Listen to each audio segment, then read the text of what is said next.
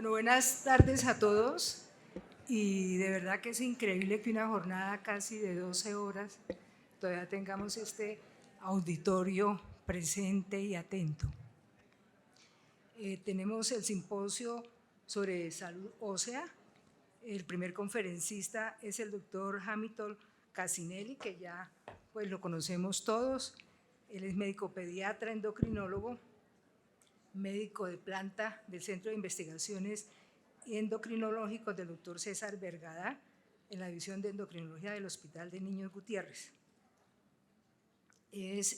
Trabaja también como socio fundador y es presidente de la Asociación Argentina de Endocrinología Pediátrica y fue fundador del FEI en endocrinología infantil también.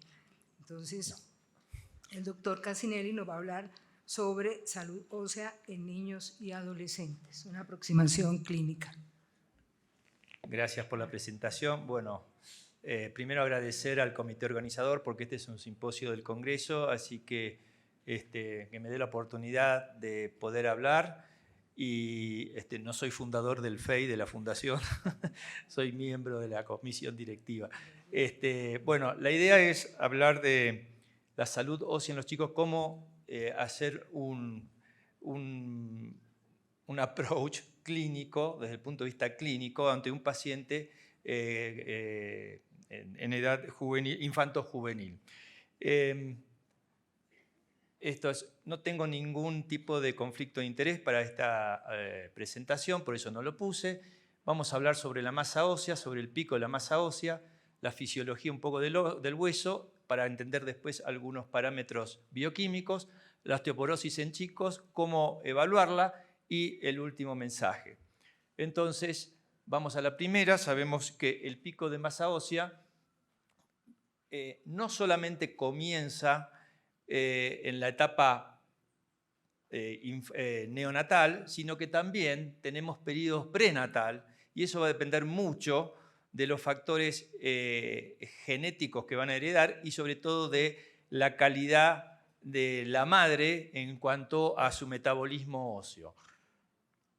Y entonces vamos a tener factores genéticos, raciales, sexuales, composición y tamaño corporal, la nutrición, la actividad física, la pubertad y el estado hormonal de ese digamos, paciente o de ese chico, y eso va a determinar el pico de la masa ósea, que lo podemos calificar o clasificar como la cantidad de hueso del tejido óseo constituido al final del proceso de maduración esquelética. Y es uno de los mayores factores responsables para el riesgo de osteoporosis en la vida adulta.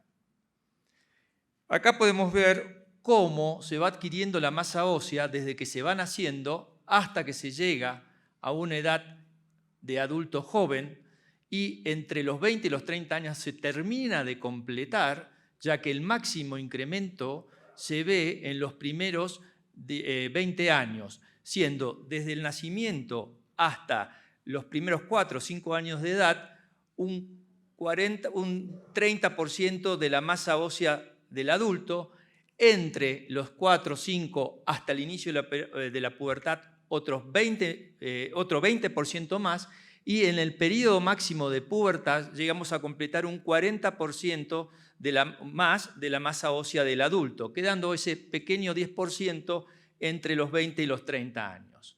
Después tenemos una meseta, ¿no es cierto?, que eso va a depender de todo lo que mencioné anteriormente, de la calidad de vida, de la actividad física, de la nutrición, y después empieza la pérdida, que está muy bien determinada, sobre todo en las mujeres, como ustedes saben, por la menopausia. Entonces va a depender en este momento cuál es nuestro pico de masa ósea, nuestra masa ósea ganada al final de la adultez, para que después tengamos menos inconvenientes. Entonces, si nosotros podemos aumentar ese incremento, optimizar ese incremento de la masa ósea durante nuestros primeros 20, 30 años, va a ser mucho mejor porque lo que se puede ganar en este periodo, ¿no es cierto?, va a ser el 50% más de lo que se va a perder entre la etapa de la posmenopausia o en la adultez en los hombres. Y si nosotros incrementamos ese pico de masa ósea, aunque sea un 10%, se refiere de que se puede reducir el riesgo de fracturas en el adulto hasta un 50%. Esto ya se los acabo de mencionar y fíjense las diferencias que hay entre el sexo de hombres y mujeres, donde sabemos que el pico de velocidad de crecimiento es anterior en las mujeres, un poco de menor intensidad que el de los varones. Y en esa etapa nosotros vamos a adquirir el pico de masa ósea y vamos a depender acá todas nuestras características genéticas, estilos de vida, etc. Y después la pérdida de masa ósea, sobre todo en las mujeres, como mencioné, y en la adultez en los hombres. Y vamos a ver que esto va a depender de ciertos factores que no los voy a mencionar, que no me voy a meter en lo que es la parte adulta, pero sí veamos acá que si nosotros no tenemos un adecuado estilo de vida, actividad física, nutrición, etc., nuestro pico o nuestro incremento de masa ósea va a ser mucho menor y entonces el riesgo de realizar osteoporosis en la vida adulta va a ser mayor.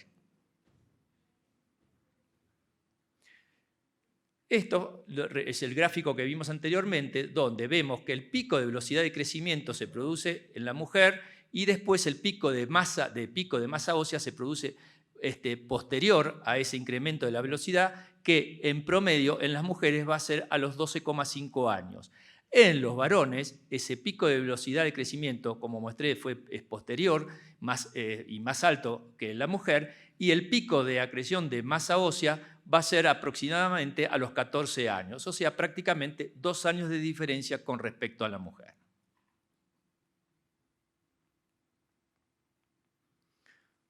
Y en este cuadro lo que se ve, por ejemplo, en columna lumbar, evaluando la densidad mineral ósea o el incremento de contenido mineral ósea, tanto en columna lumbar o en cuello femoral, vamos a ver que después del pico de velocidad de crecimiento, los primeros 2 años es el máximo de aumento y dependiendo de dónde lo evaluemos, por eso es más rápido en columna lumbar y posterior y menor en cuello femoral.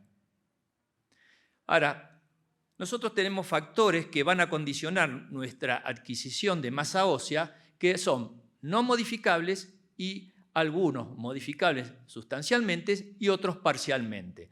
No me voy a detener en cada uno de ellos, solamente voy a mencionar los no modificables, porque si no sería hablar de todo esto y después los vamos a mencionar como algunas de las causas de posible osteopenia, osteoporosis en la infancia y adolescencia.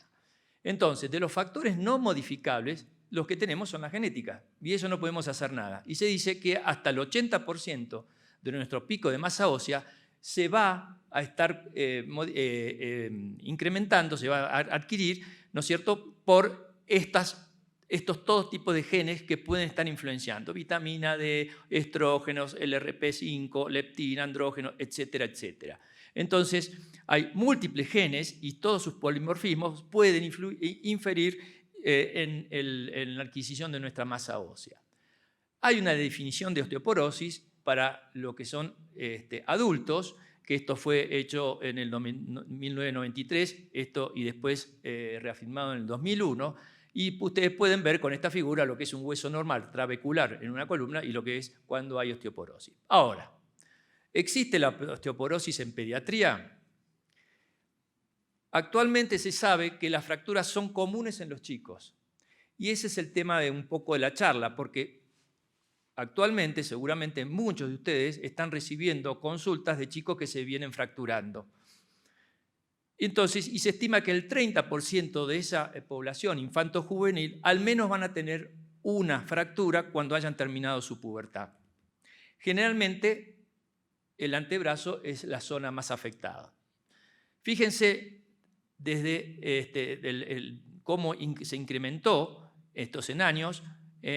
A partir de los 10 años se ha visto que tanto los varones como las mujeres han incrementado el número de fracturas. ¿Y dónde? Les dije recién, las extremidades superiores, lo que sería en los antebrazos, y también, sobre todo, de las extremidades superiores, el antebrazo distal es el más afectado. Y le sigue en frecuencia las extremidades inferiores. Entonces, para distinguir osteoporosis o definir osteoporosis, primero, como hay que tratar de diferenciar lo que es osteomalacia o raquitismo de osteoporosis. Y la osteomalacia es caracterizada por un incremento en la cantidad del tejido no mineralizado, ¿no? Una disminución del tejido no mineralizado. Y el diagnóstico se hace en base a la historia, al examen físico, a los test bioquímicos, pero como mencioné, se debe confirmar por radiología. Y si tenemos que hacer un estudio para ver si ese paciente no tiene alguna alteración de osteomalacia o raquitismo, lo recomendable es hacer una radiografía mano y muñeca y también de rodillas, donde vamos a ver las clásicas lesiones de raquitismo con ensanchamiento metafisario, desflecamiento, tendencia a la copa de champán y también el aumento de fracturas. Actualmente, desde el año 2000, este tipo de lesiones, o sea, de raquitismo, lo podemos cuantificar. O sea, podemos utilizar el score de severidad de raquitismo publicado por el Dr. Thatcher, donde vamos a tener un rango de 0 a 10, donde 10 es lo peor. Entonces, ¿cómo vamos a pararnos frente a un paciente que pensamos que tiene osteoporosis? Y bueno, primero ver si tiene una causa primaria de osteoporosis y donde vamos a tener por excelencia a la osteogénesis imperfecta. Después hay otros síndromes y donde también otras alteraciones metabólicas, no me voy a referir, y el otro que a veces tenemos muy comúnmente de ver es la osteoporosis juvenil idiopática. Después, saber si ese paciente, si no tiene una causa primaria de osteoporosis, tenemos que ver si no es una causa secundaria. Y dentro de las causas tenemos los trastornos neuromusculares, las enfermedades hematológicas, las alteraciones del sistema inmune, las enfermedades gastrointestinales, las enfermedades renales, las alteraciones psiquiátricas, las infecciones, las enfermedades endocrinológicas y las iatrogénesis. Sobre todo, y que van a ver ustedes en colorado, las que van a tener mayor posibilidad de producir fracturas. Entonces, sabemos que tenemos posibilidad de tener osteoporosis primaria u osteoporosis secundaria. Ahora, ¿cómo la vamos a definir? Entonces, desde el año 2014, la International Society of Clinical Densitometry clasificó o revisó y reclasificó cómo podemos decir que estamos ante un paciente con osteoporosis. Entonces, lo primero que tenemos que determinar es si tiene la presencia de una o más fracturas vertebrales en la ausencia de enfermedad local o de un trauma de alto impacto. Y si no tiene un aplastamiento vertebral, tenemos que evaluar si tiene una densidad mineral ósea o contenido mineral óseo por debajo de 2 desvíos estándar, siempre ajustados para el tamaño y la talla de esos pacientes. Y aparte de una densitometría, si tiene una historia clínicamente significativa de fracturas donde se define 2 o más fracturas de huesos largos antes de los 10 años o 3 o más fracturas de huesos largos hasta los 19 años. Por lo tanto, el diagnóstico de osteoporosis en chicos no se debe hacer en base solo a datos densitométricos. ¿Y cómo podemos evaluar si tiene fracturas vertebrales? Tenemos la clasificación de Jenan, ampliamente utilizada y seguramente conocida por ustedes, donde se evalúa la morfología vertebral, donde tenemos una altura anterior, una altura media y una altura posterior, y que puede afectarse de diferentes formas, como puede ser bicóncava, o solamente de un solo platillo o una sola superficie. Y acá tenemos que grado 1, grado 0, 1A, 1B, 1C y 2 se consideran normales. Y a partir, 1C, y a partir del grado 2, 2B y 3 y 3B se considera patológico. ¿Y cómo los evaluamos? Estos son las vértebras normales, una representación. Fíjense, esto es una vértebra patológica, esta es la diferencia de la microarquitectura, y acá tenemos las diferentes formas que podemos llegar a encontrar, que pueden ser leves, moderadas o graves. Entonces, la mayor expresión es esta, que es el aplastamiento total, como se puede ver, por ejemplo, acá hay una alteración en el próximo. Fíjense, esta vértebra totalmente aplastada, ¿sí? O acá también. Esto es radiografía o puede ser por tomografía o resonancia. Entonces, el grado de fractura del cuerpo premolar puede ser dado por un porcentaje y siempre vamos a ver que tiene que ser más de un 25 a 30% y es fácil de determinar, no necesitamos ser expertos. Hacemos una radiografía, podemos tomarla con una regla, la altura de la vértebra, medir y ver cuánto es entre la anterior y la altura posterior y sacar qué porcentaje de alteración tenemos. Entonces, este, por ejemplo, es un caso, es un chico de 11 años que concurre pura y exclusivamente por dolor en la espalda. Tenía un síndrome nefrótico córtico-dependiente, había empezado hace 18 meses y el tratamiento era con dosis altas y después había disminuido, obviamente, pero seguía con calcio y vitamina D. Tenía una talla totalmente normal, estaba prepuberal, un laboratorio totalmente normal, una PTH normal y los marcadores de resorción totalmente normales. Y cuando hacemos la radiografía vemos la alteración de la vértebra. No veo acá bien, perdón. Acá ya había disminución, o sea, no era una sola, sino eran varias. Y cuando hacemos una densitometría, encontramos que la densitometría está normal. O sea, no nos guiemos solamente por la densitometría. Radiológicamente tenemos que evaluarlo. Entonces, si no tenemos fracturas, vamos a la densitometría y entonces, ¿cómo evaluamos la masa ósea con el DEXA? O sea, densitometría por rayos X es el método de preferencia para evaluar tanto el contenido mineral óseo como la densidad mineral ósea. Se evalúa en la columna lumbar anteroposterior y también en el cuerpo entero sin la cabeza. Si ustedes tienen que elegir entre dos estudios o uno, siempre pedir primero columna lumbar. Si pueden hacer los dos estudios, mejor. Después, otros sitios pueden ser útiles para evaluar dependiendo de la condición clínica, que después voy a hablar un poquitito. La cadera en los chicos que están en plena etapa de crecimiento no es la mejor determinación para utilizar. ¿Cómo? ¿Se puede utilizar? Sí, se puede utilizar, pero hay que tener conocimiento, no nosotros, sino el técnico de la densitometría, como para adecuar lo que se llama la región de interés a ese tamaño corporal.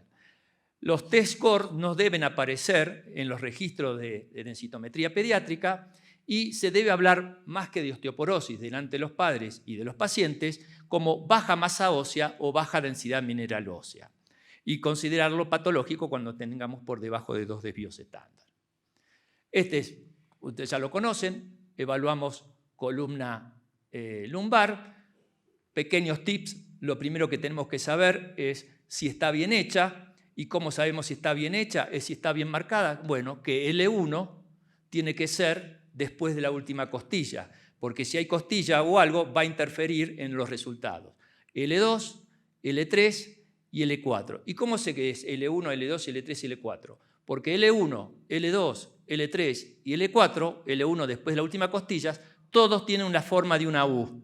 Y cuando llegamos a L5, tiene una forma de una H o una I invertida.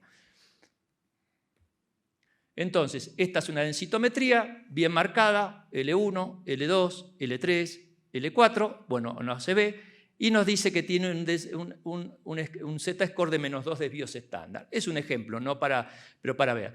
Y esto es lo que puede pasar, no sé si en todos los países, pero por ejemplo en Argentina, los equipos vienen con el software cargado y nos dan, pero tengan en cuenta que es un desvío estándar. Y después vienen 2 desvíos estándar que no están marcados. Entonces hay que tener en cuenta y decir, uy, es muy común que si los pacientes abren el informe, dice, uy, estoy mal. Ahora, También podemos pedir densitometría y nos viene este informe y nos dice que está muy baja. Fíjense, el valor Z, menos 6.2. Y dijimos, la flauta. Pero ¿qué pasa? ¿Tiene sentido pedir una densitometría con estas condiciones? Ninguna. Entonces, también tenemos que estar atentos en cuándo tenemos que pedirla, ¿sí? Ahora, ¿hay que hacer a todos densitometría?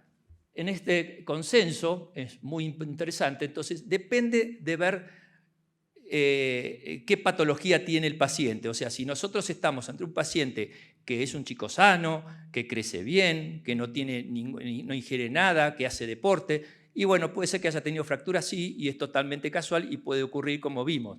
Pero después vemos si tiene una o más fracturas y ver qué patología puede tener. Sí, después vamos a hablar de la parte de osteoporosis primaria, pero fíjense, el consenso dice que si tiene enfermedad celíaca hay que pedir una densitometría y en caso de que si no hay una buena adherencia, en general uno puede pedir densitometría para ver cómo está cuando empieza, se hace el diagnóstico, después pedirla como una vez al año o después de que tengamos bien negativizados los anticuerpos de celiaquía. Si es una mujer y tiene menstruaciones irregulares, si tiene anemia o si tiene algún otro factor para tener fracturas. Si tiene una parálisis cerebral, bueno, ahí es otra de las condiciones que hay que tener en cuenta porque a veces, como mostré en el ejemplo, está muy deformado el esqueleto y no se puede pedir, no tiene mucho sentido. Sí, se podría pedir una densitometría de esqueleto total. Después, en la distrofia muscular de Duchenne, hacer densitometría a la primera visita y después monitorearlo anualmente. Después, por ejemplo, bueno, no voy a hablar de la epilepsia, que sería más o menos por ahí en pacientes que tengan una epilepsia grave, no tendría mucho. La talasemia es indicación después de los 9-10 años. Las enfermedades inflamatorias sistémicas, las enfermedades reumatológicas, si son menores de 10 años, DEXA en caso de que haya factores de fragilidad, y si es mayor de 6 años, en caso de que tengan una rápida, para presentar una rápida evolución, ¿no? Y que sobre todo que tengan que recibir corticoides a grandes dosis antes de empezar o apenas hayan empezado. Después las neoplasias, la fibrosis quística, la diabetes mellitus, bueno, tendrían todos y cada uno tiene sus indicaciones, o sea que tendría que estar más guiado el sistema de solicitud de los estudios. Otros sitios pueden ser de utilidad dependiendo de la necesidad clínica. Como vimos, la parálisis cerebral o los chicos que tengan algún cuadro neurológico podrían ser en este caso. Y en este caso, por ejemplo, ¿qué podemos usar? Eso se está utilizando bastante, se utiliza más en adultos, en chicos recién ahora, pero tampoco no hay unos valores de referencia que vengan en el software de los densitómetros. Por lo tanto, este estudio que fue presentado en uno de los congresos de ESPE, fíjense, evalúan el tercio distal, la unión del tercio distal con los 2 tercios proximales y evalúan las diferentes formas por ultrasonido y la cantidad. Y acá hacen unos gráficos de referencia, muestran cómo van creciendo, van teniendo un incremento del contenido mineral óseo. Y esto lo que tiene de beneficio es que mide hueso volumétrico y no como la densitometría, que solamente mide la densidad mineral ósea en 2 medidas. Entonces ellos dicen que con esto, dado que los scans tradicionales de densitometría pueden no ser confiables para algunas situaciones clínicas, entonces esto podría ser. Sobre todo, por ejemplo, si tienen chicos que no caminan o que tienen fracturas o que tienen algún clavo, entonces se puede utilizar, entonces el antebrazo sería de utilidad.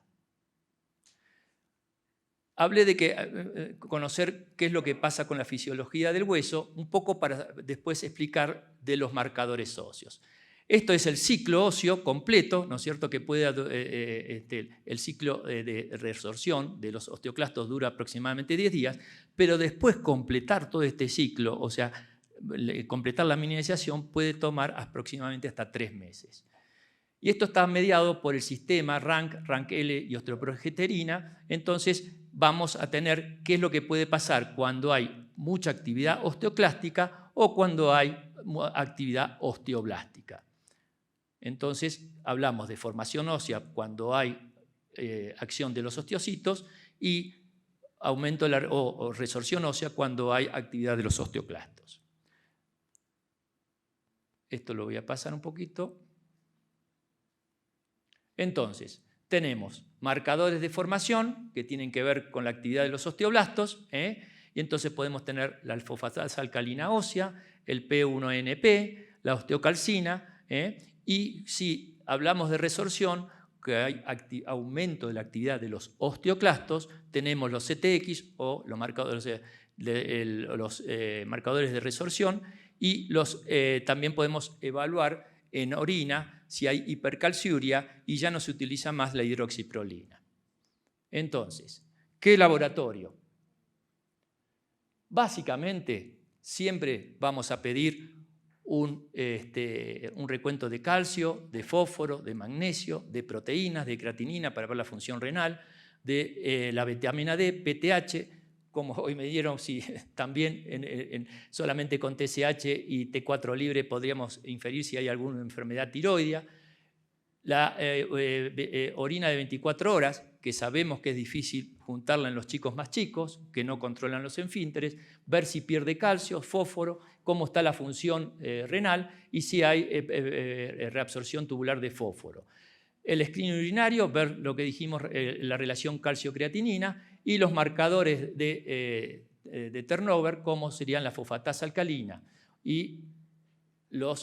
Ahora, esto sería general, pero también, así como la densitometría, tendríamos que guiarnos de acuerdo un poco a lo que tenemos enfrente, a qué patología podemos inferir. Entonces, si nosotros, por ejemplo, hacemos un recuento general, pensar en alguna enfermedad oncológica, hematológica, como la talasemia, la leucemia, que a veces la primera manifestación de la enfermedad que nos ha pasado, seguramente a ustedes también, es que nos consultan por un paciente que tiene aplastamientos vertebrales y después se hace el diagnóstico de leucemia. Un panel metabólico así extendido, o sea, renal, enfermedad hepática, lo que mostramos recién, ver si no tenemos déficit de vitamina D y en vez de estar ante osteoporosis estamos ante una osteomalacia, si hay un raquitismo hipofosfatémico o si hay hipofosfatasia. Los niveles de paratormona para ver si hay hiperparatiroidismo, muy poco frecuente en pediatría, o un hipoparatiroidismo donde en general no vamos a evaluar un poco de eso, no va a dar fracturas, no va a ser causa de fractura. De vuelta a la 25-hidroxide tiene que estar dentro del panel para descartar deficiencia.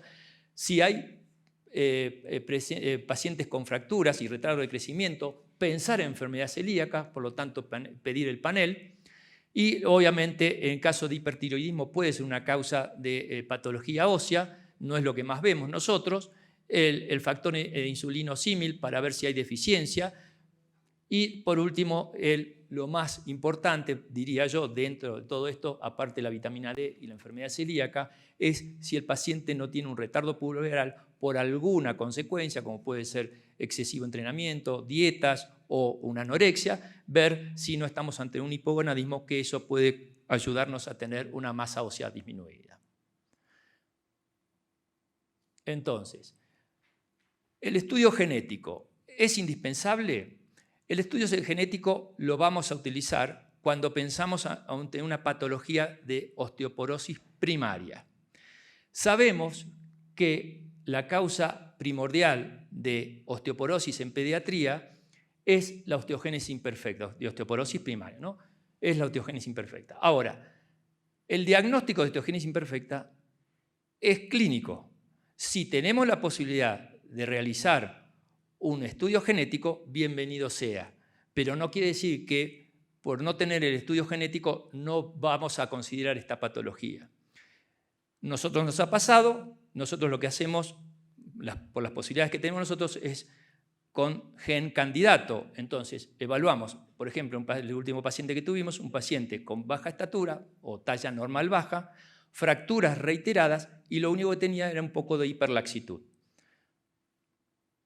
Mapeamos lo que podía hacer, nos dio obviamente para osteogénesis imperfecta y se confirmó que tenía una osteogénesis imperfecta tipo 4. Entonces, ¿cuáles son los genes que podríamos pedir? Estábamos COL 1A1, ¿no es cierto? O COL 1A2, pero también hay muchos más recientes, que son estos 4 los primeros, CRATAP, el P3H1, el PPI-B y el FKBP10. Esos serían un poco que son los que están después de la parte de la proteína de colágeno, y después hay un montón más porque se han ampliado las causas genéticas de osteogénesis imperfecta, pero son los que uno básicamente podría ir a buscar, pero fundamentalmente estos dos. Entonces, nosotros en el año 2000, a la Sociedad Argentina de Pediatría, hicimos un llamado o una comunicación, mejor dicho, a los pediatras, que había que tener para mejorar, optimizar la masa ósea, había que tener una adecuada ingesta de calcio, de acuerdo a las recomendaciones, evitar el exceso de sodio, de proteínas, de compuestos de fibra, fosfatos, o sea, muchas bebidas carbonatadas, evitar el consumo de alcohol, cafeína y tabaco, sobre todo en la población ya adolescente, y fomentar la exposición al sol, la actividad física regular y evitar la vida sedentaria, el control de peso, acordarnos siempre de las medicaciones que pueden afectar la masa ósea. Entonces, como conclusiones, el pico de masa ósea debe ser utilizado durante los años de crecimiento para reducir el riesgo de osteoporosis. Con un mejor conocimiento de la prevalencia y la predisposición a factores de riesgo de osteoporosis, es posible mejorar la atención del problema. En pacientes con sospecha de fragilidad, ya sea la densitometría de toracolumbar anteroposterior, puede ser un método para escanear, ¿no es cierto?, hasta un 40% de las fracturas que pueden ser asintomáticas. La prevalencia de osteoporosis incrementa en los chicos con enfermedades crónicas.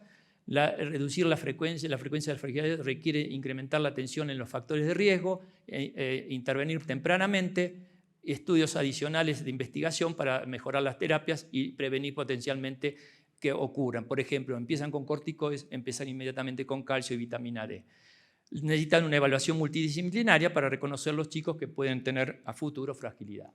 Entonces, y lo último, el mensaje final es que las fracturas son frecuentes en chicos y adolescentes con un estimado del 30%. La definición de osteoporosis requiere de densitometría y de estudios y criterios clínicos. La densitometría por DEXA es el método de elección para evaluar el estado de la masa ósea. Una baja masa ósea está asociada con un incremento de riesgo de fracturas en chicos y adolescentes. Maximizar el pico de masa ósea en chicos ayuda a prevenir las fracturas y el riesgo de osteoporosis y fracturas en el adulto. Recordar las medicaciones y reconocer los problemas que pueden afectar la masa ósea. Y fíjense, esto dice, la osteoporosis en adultos es una enfermedad pediátrica. Miren cuándo lo dijeron, en el 73 y en el 92. Estamos en el 2022. Muchas gracias.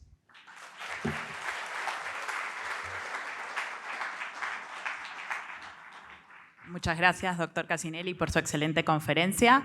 Bueno, gracias a todos por estar a esta hora acá, pero créanme que no se van a arrepentir escuchando estas dos conferencias. Tengo el placer de presentar al doctor Pablo Florenzano.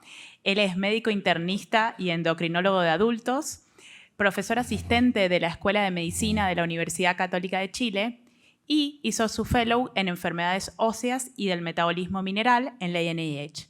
Además, tengo que decir que es muy generoso con su conocimiento y muy didáctico en sus charlas, así que disfruten.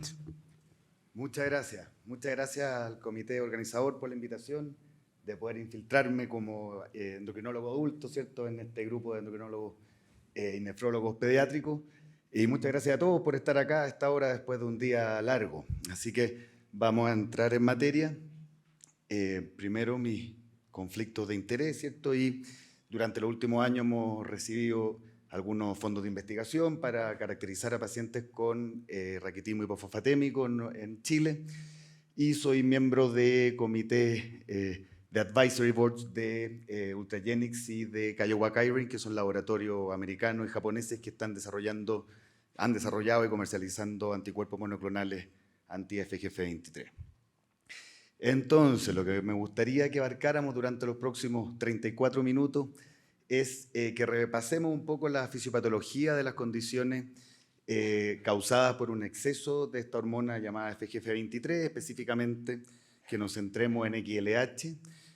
Después, llevarlo en el proceso, que pensemos en el proceso que lleva a cabo un paciente en el cual queremos descartar o confirmar XLH, haciendo énfasis en algunos elementos clínicos relevantes. Después, centrarnos en las manifestaciones clínicas de XLH y haciendo de nuevo énfasis en la realidad local, y ahí tenemos alguna información nueva de Latinoamérica, para terminar conversando algunos elementos de tratamiento, del tratamiento convencional versus el Burosumab. Entonces, ¿qué es esta hormona FGF23? El doctor Cassinelli ya habló algo en la mañana, pero en breves palabras, ¿cierto? Ya hace 22 años se identificó FGF23 como la principal fosfatonina, ¿cierto? Y esto se identificó en el contexto del estudio de pacientes con raquitismo autosómico dominante, que es una condición mucho menos frecuente que XLH, y se logró identificar entonces esta molécula de 251 aminoácidos con un extremo amino terminal que interactúa con el receptor de factores derivados de fibroblasto y un extremo carboxiterminal que interactúa con el cofactor cloto, y esa interacción es fundamental para la actividad biológica. En esta condición específicamente, el raquitismo autosómico dominante, lo que pasa es que hay una mutación en el sitio de clivaje de FGF23, por lo tanto, la molécula se hace resistente a la inactivación post-translacional. La FGF23 tiene una regulación post-translacional muy importante que se ve expresado en algunas condiciones como el déficit de fierro, que hablaremos posteriormente. Han pasado 22 años desde que se descubrió, se identificó y describió FGF23. Les voy a hacer un resumen de lo que entendemos hoy día. Como van a ver, hay muchas dudas aún, pero lo que sabemos, ¿cierto?, es que cambios en los niveles de fosfato o en la ingesta de fosfato y elevaciones, ¿cierto?, en las concentraciones de 1,25 hidroxivitamina D o calcitriol a nivel plasmático determinan un aumento de la secreción de FGF23 a nivel de los osteocitos principalmente, estos osteoblastos maduros que quedan metidos, ¿cierto?, en la matriz ósea.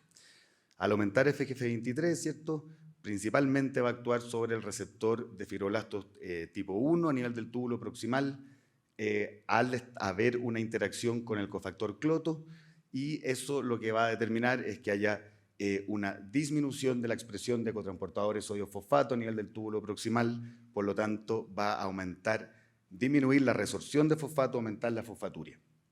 Por otro lado, va a disminuir la activación de la 1-alfa-hidroxilasa, por lo tanto, menores concentraciones de calcitriol, menor absorción intestinal de calcio y de fosfato. Ambos mecanismos llevan a que disminuya el fósforo, ¿cierto?, a nivel plasmático, y esto cierra este loop endocrinológico clásico, normalizando los niveles de FGF23. Y esto, que suena lógico y simple de entender, lamentablemente no es tan simple, y hay una serie de preguntas que, pese a que llevamos más de 2 décadas después de haber descubierto FGF23, todavía no entendemos. Todos conocemos el sensor receptor de calcio, ¿cierto?, y sabemos cómo el organismo es capaz de censar los niveles de calcio circulantes. No sabemos cuál es el sensor receptor de fosfato, entonces no sabemos cómo el osteocito o las células que sean las encargadas son capaces de censar los niveles de fosfato y de esta manera montar una respuesta modificando los niveles de FGF23. Y lo otro que no sabemos, y que es una línea de investigación muy interesante, es que hay un circuito como paralelo de regulación de la secreción y catabolismo postrelacional de FGF23 que depende de un eje más mediado por la hipoxia, por cambio en eritropoyetina, ¿cierto?, o por la anemia ferropénica.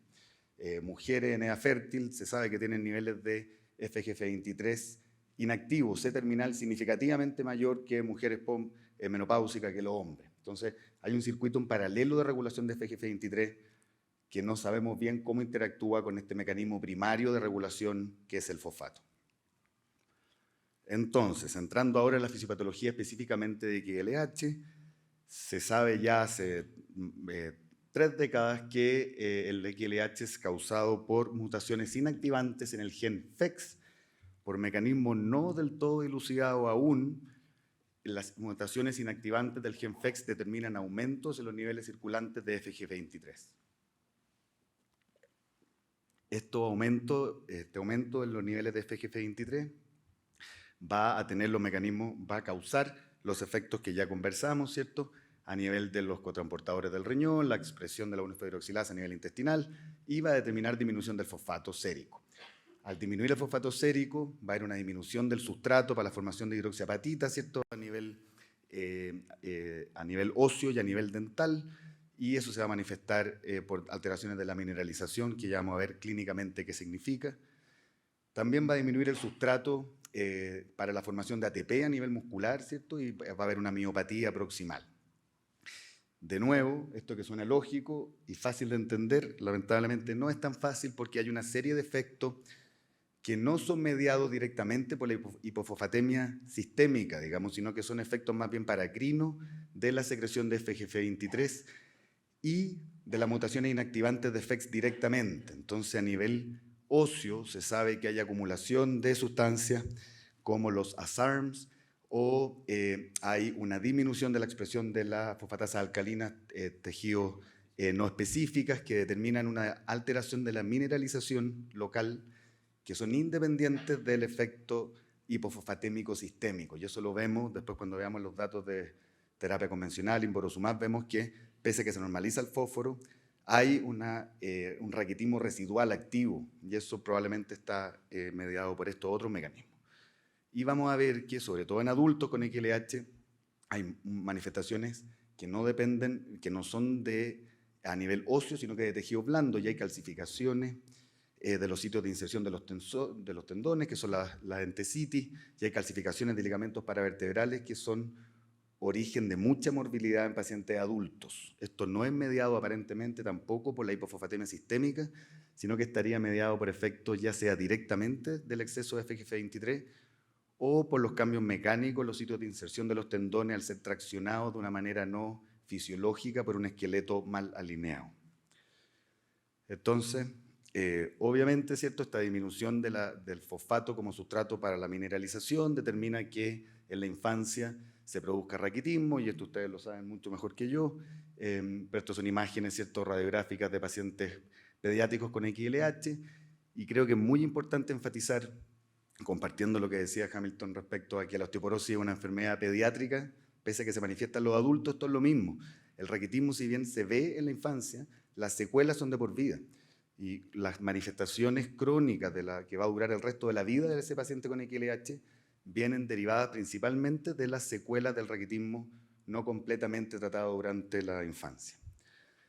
La osteomalasa, ¿cierto?, que es el correlato, digamos, la alteración de la mineralización, ya no solo de la placa de crecimiento, sino que de la matriz ósea en general, se puede dar en cualquier edad, ¿cierto? Los niños pueden tener osteomalasa, por supuesto, pero es la manifestación clínica evidente en los adultos.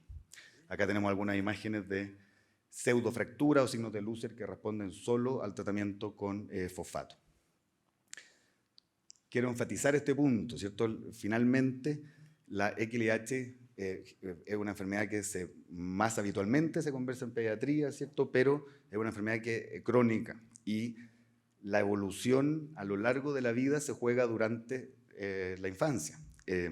Entonces hay algunas manifestaciones que son propias del paciente pediátrico, por supuesto el raquitismo activo, la talla baja, pero estas alteraciones de no ser completamente tratadas, lo que es difícil, por supuesto, pero de no ser completamente tratadas van a determinar secuelas, y esas secuelas son las manifestaciones clínicas en el adulto y que cuando ya se han establecido, por mucho que normalicemos el fosfato, por mucho anticuerpo monoclonal que usemos, va a ser muy difícil que puedan revertir.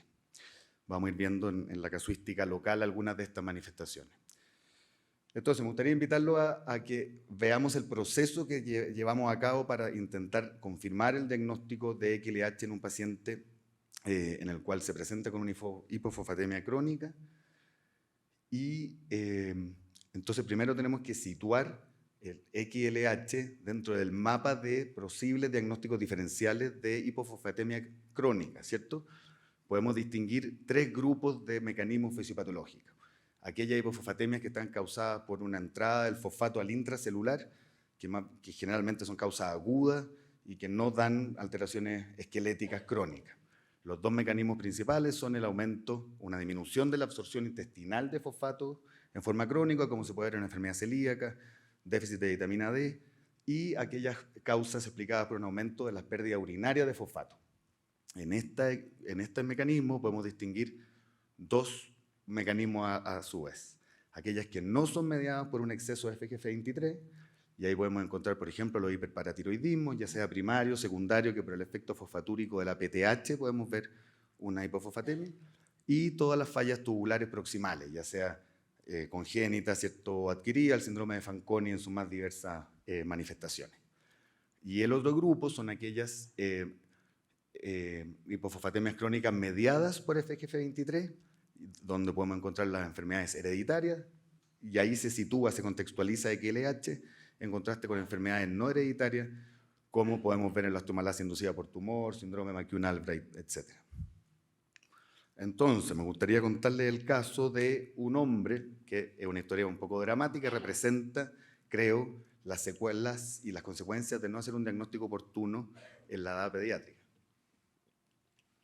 Entonces, un hombre de 27 años que nos consultó con una historia que en teoría era un hombre sano, una talla de nacimiento adecuada, y él refería que nunca nadie le había dicho que había tenido algún trastorno de desarrollo psicomotor. Y en algún minuto le plantearon que tenía genuvaro significativo, pero primario, digamos, sin una búsqueda etiológica mayor. Requirió cirugía, osteotomía, epifisidesis, y hasta ahí llegó el estudio etiológico, digamos, de por qué tenía ese genuvaro significativo. Tuvo lo que se interpretó como una fractura por estrés a los 23 años, que en retrospectiva probablemente fue una pseudofractura. No tomaba fármaco, y al preguntarle por historia familiar, su madre medía 1,45 m, sin diagnóstico etiológico de por qué. Este es nuestro paciente, ¿cierto? Y en la historia actual lo que tenía era mucho dolor, básicamente. Dolor óseo difuso, debilidad muscular. Él objetivaba el dolor en 5 de 10. Historia de múltiples abscesos dentales y pérdidas dentales prematuras. Un hombre de 27 años había perdido ya 10 piezas dentales definitivas. 1,59 m con un Z-score de menos 2,5. Y este genuvaro bilateral que persistía pese a la cirugía de realineamiento, y llamaba la atención dolor intenso en los sitios de inserción de los tendones calcáneos. Estas son sus radiografías, ¿cierto? Vemos estos signos de Lúcer o pseudofractura, las secuelas, las consecuencias, ¿cierto?, de las cirugías de realineamiento, y calcificaciones de los sitios de inserción o entesopatía. Esta es su radiografía dental, lamentablemente, como se ve, muy secuelado para un hombre joven. Y este es un PET de fluoruro de sodio, que es una técnica que estamos intentando utilizar en pacientes con XLH, que básicamente lo que hace es que marca, medicina nuclear, ¿cierto?, y marca los sitios de recambio óseo activo. Y vemos cómo en una sola imagen vemos todas las secuelas que puede tener un paciente con XLH, pseudofracturas, ¿cierto?, sitios de inserción de los ligamentos con un aumento del recambio, o sea, entesitis, y si se fijan con un poco más de detalle, calcificaciones en los sitios de inserción en los ligamentos paravertebrales. Esto en los adultos progresa y lamentablemente con cierta frecuencia vemos síndrome de compresión medular por estas calcificaciones en los ligamentos paravertebrales. Entonces es muy importante pesquisarlo, pero mucho más importante durante la época pediátrica prevenirlo. Entonces, no fue sorpresa encontrar que en su examen, ¿cierto?, tenía hipofosfatemia con fosfatasa alcalina elevada, sin mayores otras alteraciones bioquímicas. Y este es un poco el algoritmo que seguimos para el diagnóstico diferencial o el enfrentamiento de un paciente con una hipofosfatemia crónica. Entonces, nos preguntamos primero, por supuesto, si hay una historia conocida, familiar, y si es que hay familiares con XLH, por supuesto que la primera, segunda y tercera posibilidad es que también sea XLH, y vamos a ir dirigidamente a descartarlo. Si es que no encontramos una causa evidente, no hay un hiperparatiroidismo primario, hipercalcémico, no hay una causa evidente, vamos a evaluar las pérdidas renales, ¿cierto? Y no vamos a entrar en detalle ahora, pero básicamente evaluamos la reabsorción tubular de fosfato o el TMP-GFR, que es una forma similar de evaluar si es que las pérdidas urinarias de fosfato son apropiadas para una determinada fosfatemia. En nuestro paciente tenía una reabsorción tubular de fosfato de 86%, cosa que está normal, ¿cierto?, entre 85 y 95, pero inapropiadamente normal por un paciente hipofosfatémico. En un paciente hipofosfatémico uno espera que FGF23, ¿cierto?, baje. Al bajar FGF23, que aumente la expresión de los cotransportadores a nivel del túbulo proximal y que la absorción tubular de fosfato suba y fisiológicamente debería subir un 99%. La incapacidad de montar esa respuesta fisiológica quiere decir que hay algo que está impidiendo la función tubular proximal normal. Y eso puede ser paratormona, puede ser una disfunción tubular primaria, digamos un Fanconi, o puede ser FGF23. Si tenemos posibilidades de medir FGF23, por supuesto que es útil, no siempre está disponible. Ahora quiero parar un segundo en la medición de FGF23 porque genera harta confusión. Entonces, en nuestro paciente, por ejemplo, medimos FGF23 intacto, nos dio 39 picogramos por ml. Los valores normales de FGF23 intacto para la población normofosfatémica son menores a 54. El C-terminal nos dio 92 RU por ml, en la población normofosfatémica es menor a 120. Entonces uno podría confundirse y decir, esto es no mediado por FG23, pero ustedes saben que este concepto de lo inapropiadamente normal es algo frecuente en endocrinología, pero recientemente tratamos de resolver esta pregunta, digamos, de cuánto un nivel de FGF23 es apropiado o inapropiado para una determinada hipofosfatemia. Y esto se publicó ahora recientemente en JBMR, y básicamente lo que hicimos fue tomar a 150 pacientes con distintas causas de hipofosfatemia crónica, un grupo importante de causas FGF23 independientes, y eso eran pacientes con un síndrome de Fanconi causado por cistinosis nefropática, la causa más común de Fanconi hereditario. Y comparamos sus niveles de FGF23 con pacientes con osteomalacia inducida por tumor, un grupo, nuestros pacientes con XLH, pacientes con raquitismo autosómico recesivo, pacientes con síndrome con displasia fibrosa que pueden tener un exceso de FGF23. Y lo que encontramos, ¿cierto?, es que para FGF23 intacto, un punto de corte de 27 picogramos por ml tiene una sensibilidad y especificidad de un 100% para poder diferenciar estos dos grupos. Es un muy buen examen para diferenciar ambos grupos. No así la medición de C-terminal, lo que no es, ¿cierto?, sorpresivo, donde un punto de corte de 90 para arriba es muy específico de XLH, de FGF23 dependiente, digamos, pero hay una sobreposición en ese rango de 45-90 que hace recomendable, en el caso de que tengamos un valor en ese rango, intentar obtener un FGF23 intacto, que es el que nos permite discriminar a ciencia cierta ambos grupos. El diagnóstico clínico es suficiente la mayoría de las veces, es que es posible, podemos obtener estudios genéticos, ¿cierto? Y en este caso, por supuesto, hicimos la evaluación y salió una mutación inactivante del gen FEX, partimos tratamiento convencional en él. En cuanto al estudio genético, que esto también es un elemento que muchas veces nos confunde, este es un estudio publicado hace poco de un grupo multicéntrico americano, ¿cierto?, que evaluaron la sensibilidad del estudio genético del gen FEX para el diagnóstico de XLH, y como siempre la sensibilidad de los exámenes depende de la probabilidad pretest, ¿cierto? Entonces cuando tomaron el grupo completo de los pacientes que habían sido derivados a estudio genético con criterio de inclusión solo hipofosfatemia crónica, vieron que la sensibilidad del estudio genético fue de un 62%, más un porcentaje de variante significado incierto, entonces digamos un 70%, pero no es una muy buena sensibilidad del test genético, hay un 30% que no estamos pesquisando. En los que eran FEX negativos, por supuesto, aparecieron los diagnósticos diferenciales de raquitismo, hipofosfatasia, o raquitismo hipofosfatémico autosómico recesivo, autosómico dominante, en una frecuencia mucho menor porque son mucho menos prevalentes. Lo que es interesante es que cuando se evaluó solo aquellos pacientes que el diagnóstico clínico de XLH había sido bien establecido, siguiendo un algoritmo, digamos, estructurado, la sensibilidad del estudio del FEX subió un 90%. Entonces el mensaje es que antes de pedir el estudio genético tenemos que tener bien fundamentado el diagnóstico clínico de manera de tener un buen rendimiento del estudio genético. Este es un buen recurso si es que obtienen un estudio genético del FEX que muestra una variante probablemente patogénica o de variante significado, porque es una base de datos grande que nos permite tratar de definir si esas variantes son patogénicas o no. Entonces, ahora vamos a pasar a la presentación clínica y para no reiterar los mismos conceptos que hemos conversado, nos vamos a focalizar en lo que sabemos de nuestra realidad en Latinoamérica.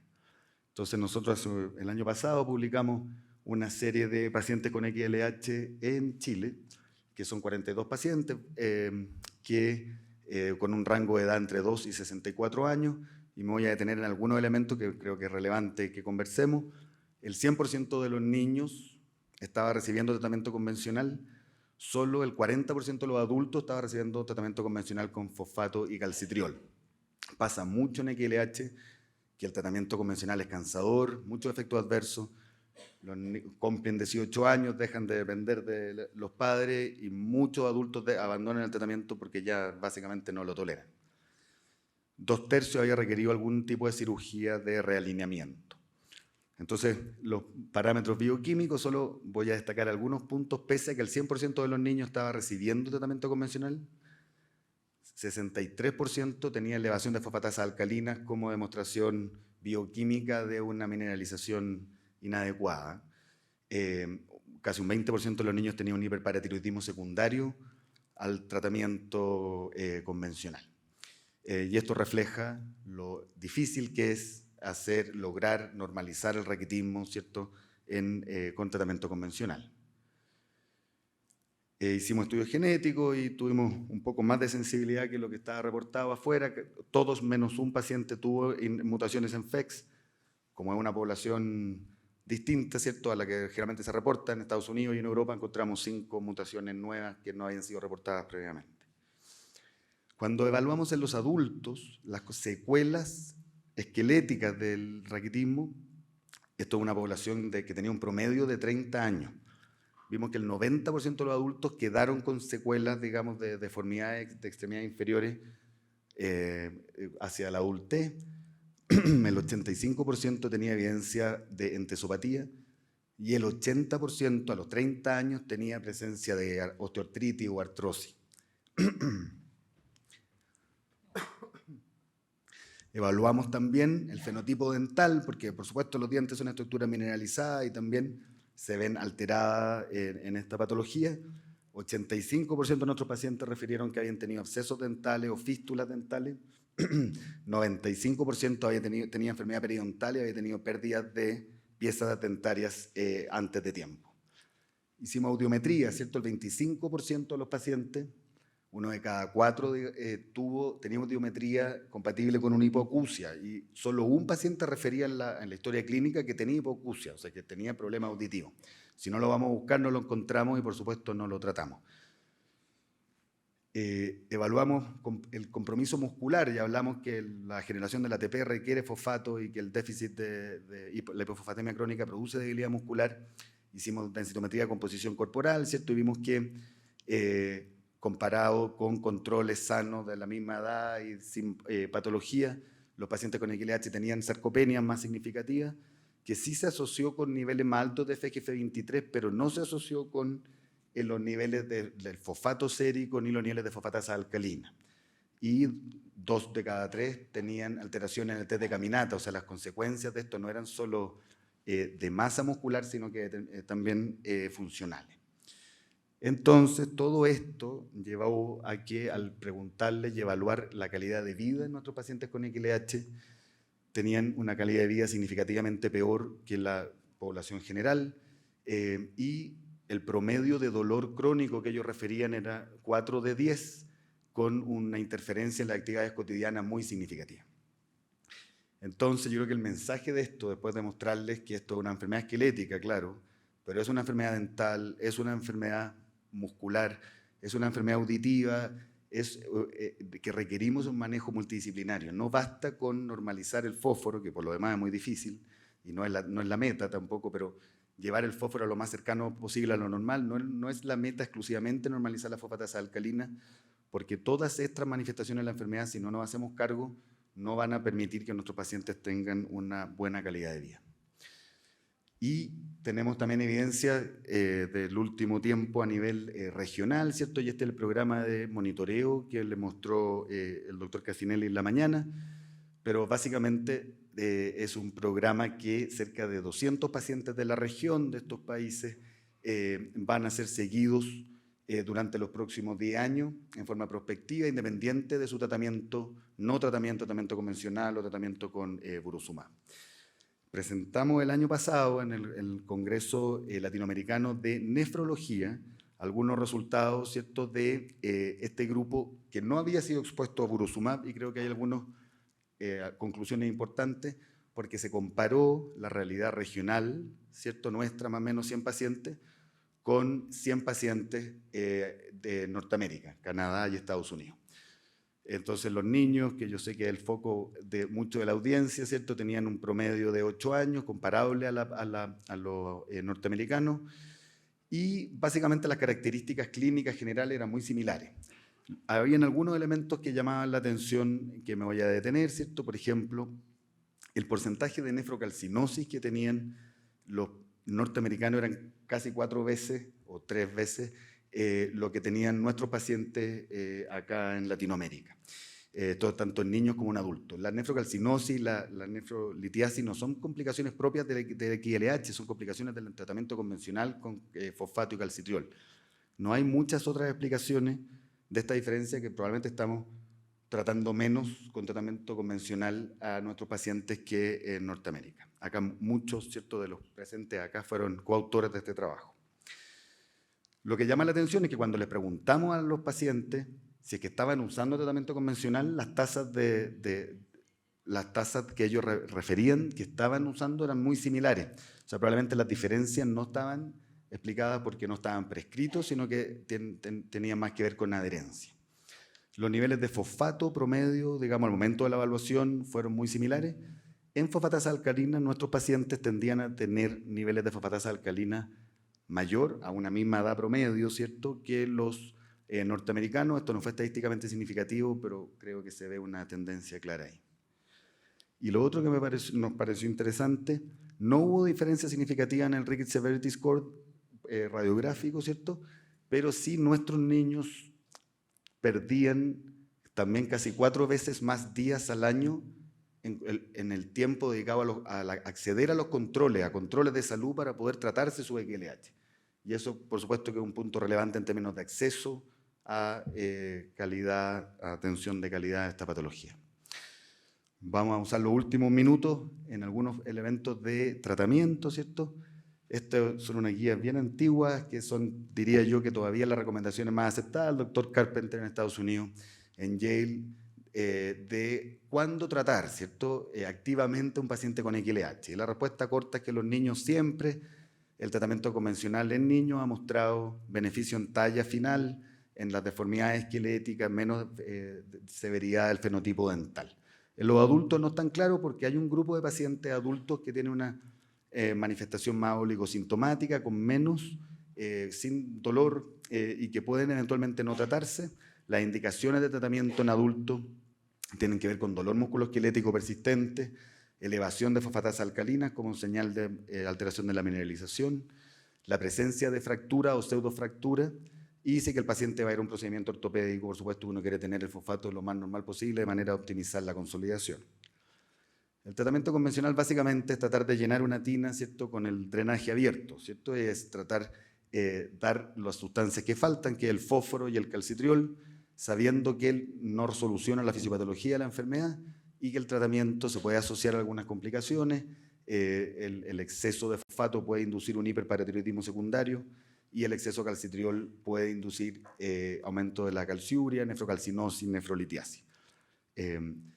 Y el nuevo jugador, ¿cierto?, que ha aparecido durante los últimos años, el anticuerpo monoclonal, que es Buruzumab, y que básicamente va a cambiar o revertir la fisiopatología de la enfermedad, uniéndose a FGF23, impidiendo o disminuyendo su interacción con su receptor a nivel renal y de esa manera normalizando los niveles de fosfato y de 1,25 hidroxivitamina D. vamos a pasar rápido por algo de la evidencia del beneficio de Burosumab. No me voy a detener porque daría para otra sesión, pero quiero marcar algunos puntos para pensar. Este es el primer estudio en niños, ¿cierto?, que se publicó en el New England Journal of Medicine y que con distintas formulaciones, la que predominó y la que se comercializó, digamos, es cada 2 semanas en niños, y vemos cómo hay un control del fosfato adecuado y que revierte el mecanismo fisiopatológico, ¿cierto?, al normalizar la reabsorción tubular de fosfato. Radiográficamente hubo mejoría significativa en términos de el raquitismo radiográfico, y esto es lo que les decía en la parte de fisiopatología inicial, pero no se normaliza completamente, digamos. Hay siempre hay un componente residual que probablemente está mediado no por la hipofosfatemia sistémica. Obviamente, cuando uno prueba un nuevo fármaco, no solo quiere que sea mejor que el placebo, sino que quiere que sea mejor que el tratamiento que ya existe, ¿cierto? Y que es mucho más barato por lo demás. Y efectivamente, en Lancet, un año después, se publicó este estudio que comparó terapia convencional con Burosumab, y se vio cómo había mejoría de Burosumab en el Rickets Severity Score en los niveles de fosfatasa alcalina. Ahora, un punto importante de este estudio es que como criterio de inclusión se definió que tenían que ser pacientes que tenían raquitismo activo pese al tratamiento convencional.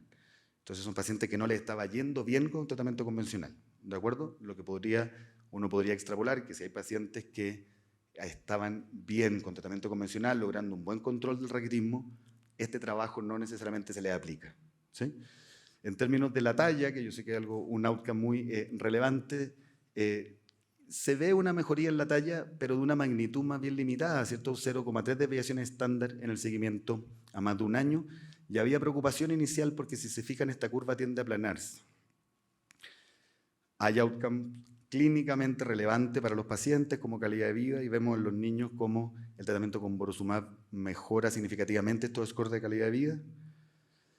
Y ahora hace poco se publicó este trabajo que es el seguimiento a más de 3 años, van a ver poco desde atrás, pero básicamente lo que se ve es que este efecto sobre la normalización del fósforo es mantenido el tiempo, y esta es la curva de la talla. La magnitud de la mejoría de la talla sigue siendo leve, digamos, pero se sobrepasó este aplanamiento después del año y la curva tiende a seguir subiendo.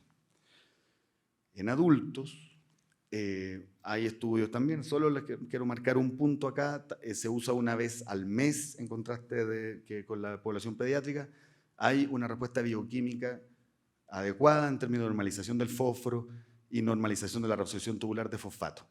En cuanto a outcome clínico relevante para los pacientes como el dolor, se ve una cierta mejoría, pero que claro, estadísticamente puede ser significativo, pero es de una magnitud leve. Si ustedes se fijan en este score de 1 a 10 de dolor, hay una mejoría de un 0,5. Uno dice, bueno, ¿es eso clínicamente relevante? Y tiene sentido, ¿cierto? O sea, si ustedes volvemos a las imágenes de nuestro paciente que se diagnosticó a los 27 años, pedirle al Burosumab que revierta el dolor de esa rodilla que tiene una osteoartritis significativa, o que quite el dolor de ese sitio de inserción del ligamento que ya está inflamado, es imposible. Entonces ahí volvemos al tema de la temporalidad del tratamiento, y no sabemos bien cuándo es el mejor minuto, digamos, de partir, pero el sentido común dice que mientras más temprano partamos y prevengamos la aparición de estas complicaciones crónicas, mantengamos un esqueleto alineado que disminuya la probabilidad de que aparezcan estas entesopatías, de que aparezca esta osteoartritis, es más probable que haya beneficio en la vida adulta.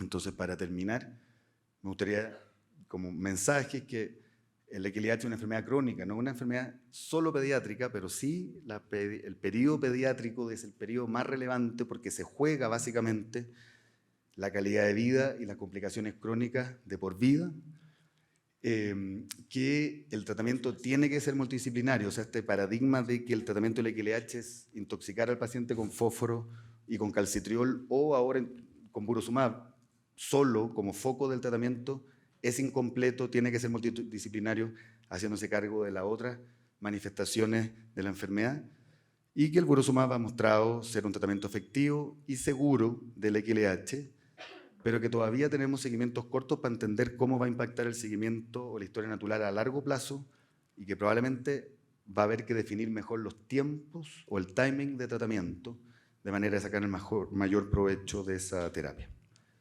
Eso, muchas gracias por la atención.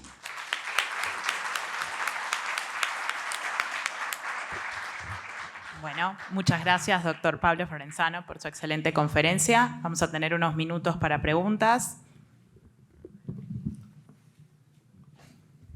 Si querés, Gise, arrancá. Bueno, muchas gracias por la exposición. Esta pregunta es para el doctor Florenzano. Es llamativa la diferente manifestación clínica que hay con pacientes XLH con la misma mutación y no se ha logrado una adecuada correlación fenotipo-genotipo. Entonces, una pregunta de ¿cuál es tu opinión que tratás pacientes adultos? Nosotros muchas veces vemos la misma mutación, un gran pedigree y quizás el niño está muy afectado, incluso con craneoestenosis y demás, y su mamá nunca se dio cuenta que tenía raquitismo hipofatémico. ¿Qué opinión te merece? ¿Qué factores pensás que pueden estar influenciando más allá de la mutación? Es una muy buena pregunta y no tengo, por supuesto, una respuesta categórica porque no se sabe los factores que hacen que haya una mala correlación fenogenotipo. Una hipótesis, por supuesto, una idea que no necesariamente es la correcta, pero creo que estamos al solo preocuparnos o mirar el fósforo como outcome o las fosfatasas alcalinas como outcome, estamos mirando una parte pequeña de la historia. Todos estos mecanismos paracrinos, ¿cierto?, de regulación de la mineralización y mecanismos fisiopatológicos que tienen que ver con las alteraciones de los tiocitos y cómo eso liberan mediadores a su vez locales que pueden hacer que sea más severa la presentación. Creo que pueden tener un rol mucho más relevante que el que estamos viendo ahora. En todos los grupos que hemos estudiado esto hemos tratado de buscar mayor severidad a mayor FGF23, mayor severidad a menor fósforo, mayor severidad a mayor dosis de fósforo de calcitriol y no pasa por ahí. Entonces, mi hipótesis, digamos, son los mecanismos no mediados por la hipofosfatemia, sino que más locales que estamos aprendiendo, pero sabemos aún muy poco. Y en este mismo sentido, los pacientes que te quedan sin diagnóstico, una vez bien caracterizados desde el punto de vista de que son clínicamente raquitismos hipofatémicos, ¿eso qué opinión te merece también? Porque ustedes los someten a panel que tienen también las formas recesivas y autosómica dominante. No, me parece que el diagnóstico de XLH es clínico. Pero entiendo la pregunta. Si el diagnóstico del XLH está clínicamente bien establecido, una mutación, un panel negativo no quita que ese paciente tenga XLH y por lo tanto hay que tratarlo como tal. Sí, no me refería al tratamiento, sino a qué pensás que es la causa, en dónde está el efecto genético. Perdón, no, yo creo que tiene que ver con la sensibilidad del método. Por ejemplo, este estudio fue, en el fondo, Next Generation Sequencing, pero fue solo de exome, ¿cierto? No completo, eventualmente métodos de mayor profundidad de análisis genético podrían aumentar la sensibilidad. Gracias. Doctor Vergada. Sí, para doctor Florenzano, ¿se escucha? Sí. Quería preguntarte si crees que los efectos, digamos, que tienen sobre los tendones y la sarcopenia puede estar mediado por el receptor independiente de cloto, digamos. Y si es así, si crees que esto a la larga puede mejorar, vos mostraste un poquito que el dolor no, pero seguro cambia a lo mejor la historia natural si fuese así, y crees que por ahí a largo plazo, en 24 meses no es nada, en los 20, 30 años que le queda de vida o más a esa persona, ¿no? Si creerías que podría ser beneficioso. Sí, muy interesante pregunta, muchas gracias. La fisiopatología de la razón del desarrollo de la entesopatía no está bien definido.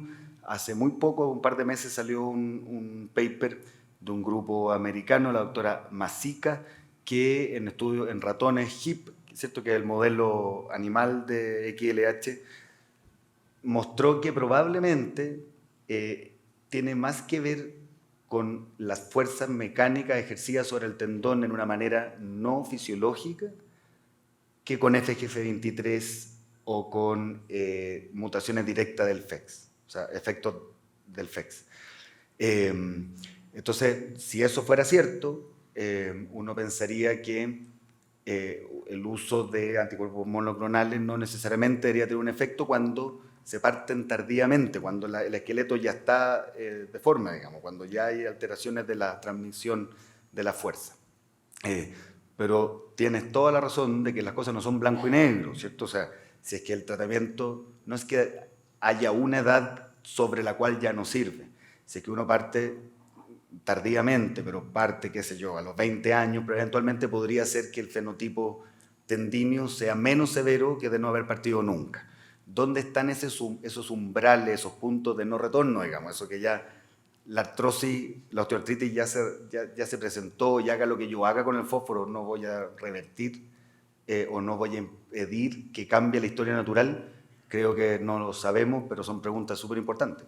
Probablemente hay una edad sobre la cual ya no tiene mucho sentido tratar la hipofosfatemia, porque la severidad, los síntomas no pasan por ahí, sino que pasan por las enfermedades, las manifestaciones crónicas.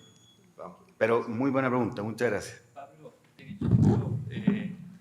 a ver, es una discusión que tengo yo con los representantes y con, bueno, lo he planteado con el Steering Committee. Mi pensamiento, lo que vos mostrás es, bueno, yo mostré, o sea, los papers dicen que tiene la posibilidad de prevenir todo eso. Eso no lo vamos a saber de acá hasta 20 años más o menos. ¿Sí? Ni siquiera con la finalización del DMP, que son 10 años. Pero una de las discusiones, no discusiones, mi pensamiento es, yo no tengo ningún chico sano que consulte por retardo del crecimiento, por enfermedad celíaca, por tratamiento corticoide, que tenga un fósforo por debajo de 4. Entonces, para mí, mi pensamiento es que tendríamos que tener mejores niveles de fósforo con el tratamiento con Burosumab para poder evitar y mejorar los outcomes, ¿ok? Nadie, o sea, es una hipótesis y bueno, el tema es una medicación cara, hay que dar más dosis, no está la dosis, o sea, es difícil, ¿no? El planteo. Entonces yo quería saber si vos tenés algún pensamiento como que por ahí, yo coincido en eso, que no creo que sea por el tratamiento, o sea, hay que prevenirlo desde chico y como nos pasa todo, vienen los padres con los chicos, todos deformados, pero vienen a que tratemos a chicos. Y cuando vos le preguntás a los padres, ¿cómo estás? No, yo no estoy haciendo nada. Sí. Sí, no, estoy absolutamente de acuerdo. Yo creo que cuando se plantearon inicialmente los estudios de Burosumab y se puso como meta el límite inferior de fosfato, fue porque se quería evitar la complicación, el efecto adverso, ¿cierto? Había un susto importante de el modelo, los estudios preliminares que se hicieron en ratones para enfermedades de insuficiencia renal crónica. Ustedes saben que en insuficiencia renal crónica, FGF23 es el factor pronóstico más relevante en términos de mortalidad. Entonces, en ratones con insuficiencia renal crónica, obviamente se pensó, bueno, si ese es el factor pronóstico, bloqueemos FGF23. Y se usaron anticuerpos monoclonales y subió el fosfato, obviamente, y aumentó el riesgo cardiovascular mucho porque aumentó el producto calcio-fósforo. Entonces, yo creo que había miedo, digamos, de que la complicación del tratamiento fuera hiperfosfatemia. Exacto, y por eso se apuntó a este límite, que probablemente es subóptimo porque no es, no es lo fisiológico. Sí.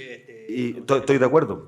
Ahora, cambiar la dosis para buscar puntos más altos fuera de cómo está demostrado el fármaco también probablemente implica algunos riesgos en el contexto no controlado de un ensayo clínico. Gracias por las dos excelentes presentaciones.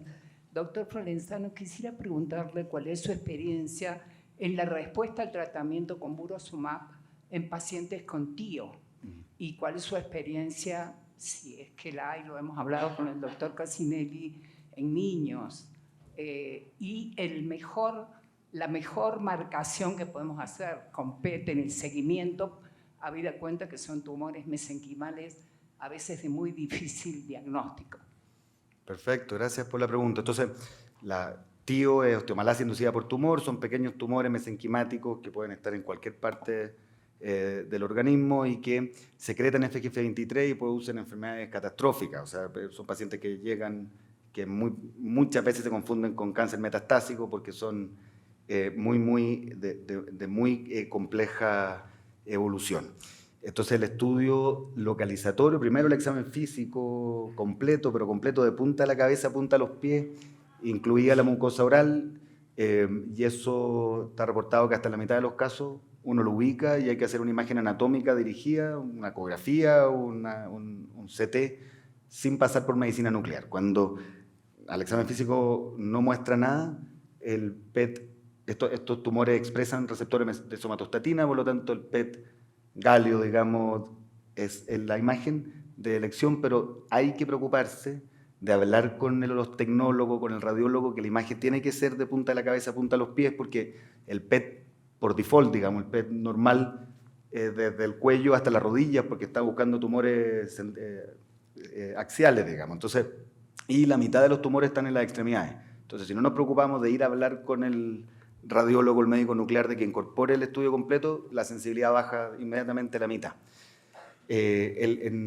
Yo en Chile no he usado, he tenido suerte y he localizado los tumores en una serie como de 10 casos, pero obviamente es suerte porque está reportado en todas partes del mundo que hay un porcentaje de pacientes que no se localiza. Y entonces en Chile no he usado Purosumab para tío, sí me tocó en Estados Unidos, y en el fondo el concepto es que si bien hay evidencia que muestra una respuesta bioquímica y clínica adecuada del tío con Purosumab, no debe reemplazar la terapia definitiva con la resección del tumor. Entonces, la terapia de osteomalacia inducida por tumor sigue siendo la resección del tumor, a veces que puede ser un poco cruenta, digamos, y hay que tomar decisiones difíciles de amputaciones o cosas que por supuesto que no dan ni una gana de hacer, pero es la terapia curativa, cambia el pronóstico y las personas a las 2 semanas están caminando, es impresionante la respuesta. Ahora, hay veces que no se ubica el tumor y hay veces que son francamente irresecables, tumores de la base del cráneo o tumores vertebrales que sería dejar a una persona sin caminar, digamos, y en esos casos el uso de Purosumab es una buena alternativa. No sé de casos de Purosumab en tío en niños, eso no me ha tocado y no lo he leído, no sé, Hamilton. Sí, no, es un solo paciente que está en Argentina, que se operó, fue visto creo que por todos los hospitales pediátricos, y al final, después de mucho tiempo, apareció la imagen, se hizo la resección, no se hizo en ninguno de los hospitales, se hizo por la obra social en un hospital importante, y no hubo resultados, siguió con la enfermedad, y ahora está con Purosumab. La chica no caminaba desde los 10 años, ahora tiene 18 y está caminando con el Purosumab. Bueno, yo voy a aprovechar que nos quedan 5 minutos y voy a hacer 2 preguntas. Sí, nadie más del auditorio tiene preguntas. Bueno, primero es para el doctor Cassinelli. Primero, bueno, reforzar esto de que es muy importante cuidar la salud ósea de los adolescentes porque está en nuestras manos. Y pensando un poco en eso, quería preguntarle que en este advenimiento de nuevas dietas veganas y vegetarianas, ¿cuáles son las recomendaciones que usted recomienda para el auditorio básicamente en este tipo de pacientes? Bueno, obviamente por la especialidad, por la subespecialidad, por así decir, tengo que decir que estoy en contra, pero hay datos viejos, no actuales, pero habría que reforzarlos, es que aquellos chicos que no han, por ejemplo, que han un trabajo del doctor Mautalén, que evaluaron la densidad y la calidad del hueso en pacientes adolescentes deportistas de élite y adolescentes deportistas, pero no de élite, por así decir, y los de élite, adolescentes, no consumían adecuado, o sea, la cantidad de consumo de calcio que tenían era muy inferior, por la condición social generalmente, muy inferior a los que realizaban deporte en forma rutinaria, pero eran, digamos, por así decir, una clase social media con buenos ingresos como para tener buena alimentación, y los que hacían deporte de elite tenían mejor masa ósea que aquellos que tenían mejor consumo de calcio. Con lo cual, si no van a consumir, hay que tratar, primero hay que, yo por lo menos debería decirle que yo no recomiendo, o no estoy haciendo yo personalmente, el suplemento de calcio. Y sí, bueno, que traten de reemplazarlo con bastante actividad física. Muchas gracias, Doc. Y la última pregunta es para Pablo. Y a mí me llama un montón la atención todo lo que viene nuevo, digamos, de insuficiencia renal crónica, FGF23 y, por ejemplo, la parte cardiovascular con la hipertrofia ventricular izquierda y demás. Entonces, te quería preguntar un poco, en tu casuística de los pacientes con raquitismo hipofosfatémico, si ha habido alguna alteración cardiovascular y si tu recomendación es hacer ecocardiogramas cada cierto tiempo o tu recomendación en general. Sí, muy interesante la pregunta, ¿cierto? Sabemos que FGF23, por su acción sobre el receptor tipo 4 a nivel miocárdico, produce hipertrofia ventricular, insuficiencia cardíaca, y los pacientes insuficientes renales crónicos se mueren más los que elevan más FGF23 al mismo nivel de fósforo, de calcio, de producto calcio-fósforo. Entonces, extrapolando eso, uno podría pensar que en otras enfermedades mediadas por FGF23 pasaría algo similar. Ahora, hay que recordar que las magnitudes de la elevación de FGF23 en pacientes insuficientes renales crónicos es muchas veces sobre lo que vemos en XLH. Entonces, puede haber ahí algo que se menos claro.